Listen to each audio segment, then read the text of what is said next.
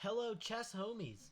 This is Skateboard Chess, and I'm super excited to bring you the first video that I'm actually going to cover a chess game on.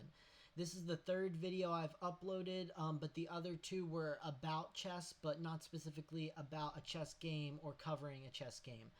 So this is a chess game that I played when I was around 1400, and I really liked this game because I decided to go for an attack and I sacrificed material. It's objectively probably wasn't a good idea, but at my level, I thought that it was a great game that I played, so I'm super excited to see it, and I guess everybody can decide if they enjoy it as well. So without further ado, I'm going to get started. So my opponent opened with this move, d3. And right away, this is when I decided that I wanted to attack at some point this game, because if you play white and you don't take the center right away or necessarily try to fianchetto your bishop or something like that, I just think that d3, generally speaking, is an inferior opening move. Like, white has much better options. So that being said, I think I decided at this point that I was going to attack this game. So the next couple moves are pretty normal. My opponent didn't take the center, so I decided to take the center here. And I have the engine evaluation on, just for everyone's reference. I'm not a chess expert by any means, so I think it helps to actually have this analysis on the board, because what I say about a game, I mean, it might be entertaining and it might be correct, but at the end of the day, it might not be correct. So I took the center and my opponent did not.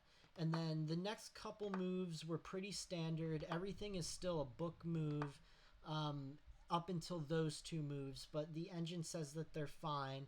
I decided to reinforce this pawn here with the bishop staring it down, and also make kind of like a conga line so the bishop couldn't get to my rook.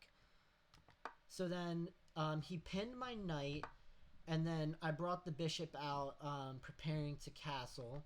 And then he brought his queen out to b3. And in this position, not too much is really going on. I feel like we've both just been developing. So I challenged the bishop with an h6, and he captured, and then I recaptured with the queen. And right away, this is when I noticed the weakness on f2. And I saw the queen staring down it and the king in the center of the board. And then he played c4, and I captured. And then they captured back with the pawn. And then I brought the bishop out, blundering a pawn and a rook. Or blundering. I knew that my opponent was going to take the pawn and the rook, but my idea behind this was that his rook was on h1 and a1. At the end of his queen taking this rook, it's going to be on a8. And if I get castled, my rook will be staring at it. I'll have these two bishops, my queen, and his king is still in the center of the board. So I did this blunder on purpose because I decided I was going to attack this game. And then he captured the pawn, and then I castled, and he captured the rook. Then I played bishop to c5 because of the weakness here. Now I'm threatening to capture with the queen. And then this is where my opponent made a mistake, because pushing this pawn to block the check isn't really a good idea, and it really just helps my light squared bishop get involved in the attack. So I brought my light squared bishop out to c4 to sort of stare down the king. His king's still in the center of the board. His queen is all the way on a8. His rooks aren't in the game, and he would have to develop either knight to get castled. So my idea was to get these bishops out here and then go for this attack. Then here my opponent blundered, probably thinking that he was going to get a piece. But really, I just captured with the knight, and that created a discovered attack on the queen.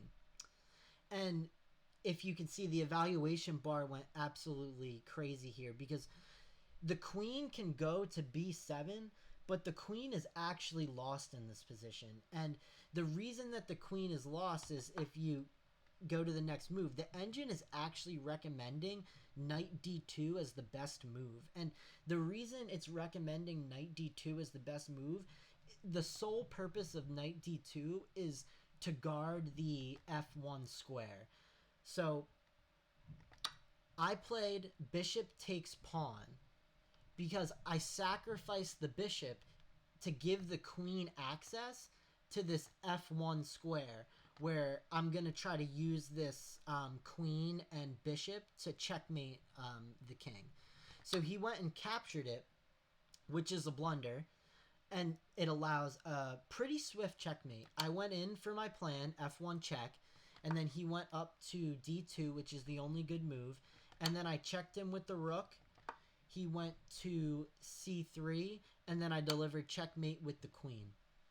So this is my favorite little miniature because I lost a rook and a bishop, but I had a really concrete idea of going for an attack and taking advantage of the fact that he never moved these 4 pieces and the queen is all the way down here. So objectively speaking, you can't really call this a good game because against a stronger rated player, I would have just been losing. But this is one of my personal favorite games because everybody makes mistakes and it was just fun going for an attack like this. So I hope you guys enjoyed this video and want more. If not, have a great new year. See you guys later.